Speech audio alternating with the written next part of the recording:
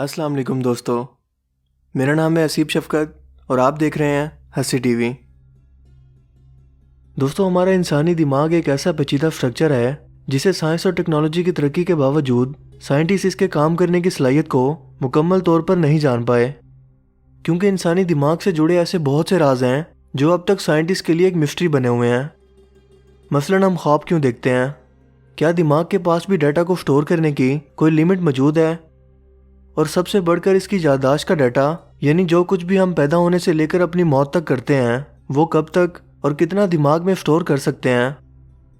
क्या ऐसा मुमकिन है कि जिस वक्त हम पैदाइश से पहले अपनी माँ के पेट में मौजूद थे और सांस ले रहे थे और हमारा दिमाग भी एक्टिव था, ये सब मनाजिर आज भी एक धुंधली तस्वीर की सूरत में किसी तरह से हमारी याददाश्त में महफूज हों? जदीद साइंटिफिक रिसर्च ये बताती है कि हमारा दिमाग 100 अरब से भी ज़्यादा मुख्तलिफ इकसाम के खुलियों से मिलकर बना है, जिन्हें न्यूरॉन्स कहते हैं। न्यूरॉन्स नर्व सेल्स हैं और नर्वस सिस्टम का बेसिक एलिमेंट हैं, यानी अरबों न्यूरॉन्स मिलकर हमारी याददाश्त का सिस्टम या दिमाग के काम करने का सिस्टम बनाते हैं, जिसे नर्वस सिस्टम कहते हैं।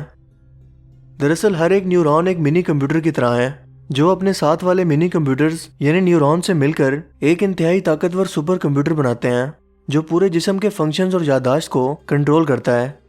हर न्यूरॉन दूसरे न्यूरॉन से एक धागे की सूरत या बाजुओं से जुड़ा होता है और इलेक्ट्रिकल पल्सेस की सूरत में ये एक दूसरे के साथ इंफॉर्मेशन शेयर करते हैं, जिसे न्यूरल नेटवर्क कहा जाता है। साइंटिस्ट का मानना है कि 100 अरब न्यूरॉन्स में से हर एक न्यूरॉन 1000 कनेक्शन दूसरे न्यूरॉन्स के साथ बनाता है, जो डाटा शेयरिंग और स्टोरेज का काम करते हैं।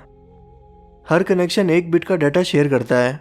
अगर 100 अरब न्यूरॉन्स को 1000 कनेक्शंस के साथ मल्टीप्लाई किया जाए तो ये 100 ट्रिलियन टेराबाइट का डिजिटल डाटा बनता है, जो हम पूरी लाइफ टाइम में याद रख सकते हैं।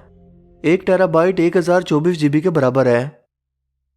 लेकिन ये कैलकुलेशन सिर्फ फर्जी हैं, क्योंकि आज भी ज़्यादातर रिसर्चर्स का ये मानना है कि इंसानी याददाश्त की कैपेसिटी की कोई लिमिट नहीं है। क्या इसका मतलब वाकई ऐसा मुमकिन है कि हम दुनिया में आने से पहले माँ के पेट में गुजारे गए लम्हात हमेशा के लिए याद रख पाएं? जैसा कि एक मशहूर स्पेनिश मुसव्विर सल्वाडोर डाली का कहना था।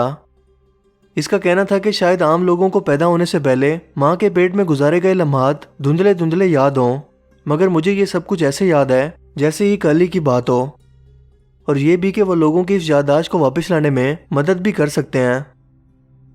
लेकिन दर हकीकत ये सब कुछ इनका महज एक दिमागी तसव्वुर और ख्यालात थे, क्योंकि मेडिकल साइंस ये बताती है कि दुनिया में कदम रखने से पहले हमारी याददाश्त का ढांचा यानी न्यूरॉन्स का स्ट्रक्चर इस हद तक डेवलप हुआ ही नहीं होता कि कुछ भी ऐसा याद रख पाए, और ये 3 साल की उम्र के बाद आहिस्ता आहिस्ता डेवलप होने लगता है और इंसान की सीखी गई तमाम चीज़ों को ये न्यूरॉन्स स्टोर करने लगते हैं। जो लोग भी ये दावा करते हैं कि इन्हें ये सब कुछ याद है, वो दरअसल सिर्फ उनके ज़हनी तसव्वुरात हैं जो इन्हें हकीकी मालूम होते हैं, क्योंकि हमारा दिमाग इस काबिल है कि ऐसी याददाश्तों को बना सके जो बिल्कुल हकीकी मालूम होती हों, जैसे कि अक्सर ख्वाब देखते हुए वो आपको हकीकत मालूम होते हैं, तब तक जब तक आपकी आंख ना खुल जाए और पता चले कि ये सब कुछ आपके तसव्वुरात और एक ख्वाब था। मसलन आज भी आपको बचपन के कई ऐसे वाक़यात याद होंगे जो किसी खास वाक़या या वजह की बदौलत आपको याद रह गए होंगे।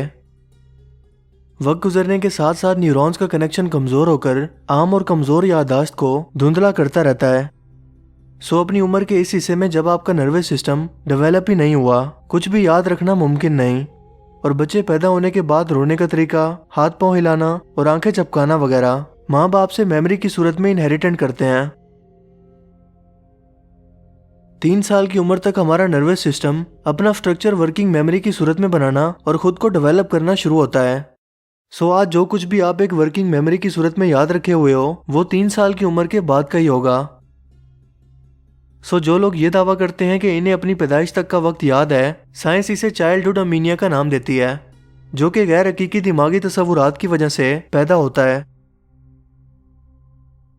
दिमाग को जिंदा रहने के लिए 70% ऑक्सीजन इस्तेमाल करना होती है। अगर माँ खुद सांस ले रही है तो 70% ऑक्सीजन खुद इस्तेमाल करने के बाद वो बाकी बची हुई 30% ऑक्सीजन में से ही बच्चे को डोनेट करेगी। यानी ये सिर्फ इतनी मिकदार है कि बच्चा सिर्फ जिंदा रह सके, और यही वजह है कि बच्चे का दिमाग इस वक्त कोमा जैसी हालत में होता है, जो कुछ भी सोचने के काबिल नहीं होता, क्योंकि उसके दिमाग को इतनी ऑक्सीजन ही नहीं मिल रही। ایک عام انسان کے دماغ کا وزن 3 پاؤنڈ تک ہوتا ہے۔ زیادہ تر انرجی اور آکسیجن نیورونز کی کمیونیکیشن کے دوران استعمال ہوتی ہے۔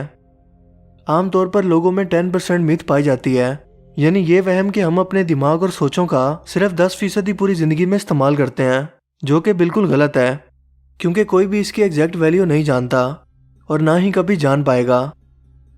لیکن یہ سچ ہے کہ انسان اپنے دماغ کو پوری زندگی میں مکمل طور پر استعمال نہیں کر پاتا، کیونکہ یہ اللہ کے حکم سے صرف قیامت کے روز ہی مکمل طور پر ایکٹیو ہوگا، جب انسان کو اپنے پیدا ہونے سے لے کر مرنے تک کے ہر ایک اعمال یاد ہوں گے جن سے وہ انکار نہیں کر پائے گا۔ دماغ کی یادداشت کی حد یا اس کے کام کرنے کے طریقے کو سمجھنا انسانیت کے لیے ابھی ناممکن ہے، لیکن اللہ تعالیٰ کی ذات کے لیے نہیں، کیونکہ اگر وہ چاہے تو بنا باپ کے پیدا ہونے والا بچہ عیسیٰ علیہ السلام کی صورت میں خود بول کر اپنی ماں کی پاک دامنی کی گواہی دیتا ہے۔ مجھے امید ہے کہ آپ کو انسانی یادداشت کی حد سے متعلق بہت سی اہم معلومات جاننے کو ملی ہوں گی۔ اگر آپ کو ویڈیو پسند آیا تو اسے ضرور لائک کیجئے اور مزید اس طرح کی انفارمیٹو ویڈیوز کے لیے اس چینل کو ضرور سبسکرائب کریں۔ اب میں ملوں گا آپ کو ایک نئی انٹرسٹنگ ویڈیو میں، تب تک کے لیے اپنا بہت سا خیال رکھیے گا۔ Thanks for watching this video. اللہ حافظ۔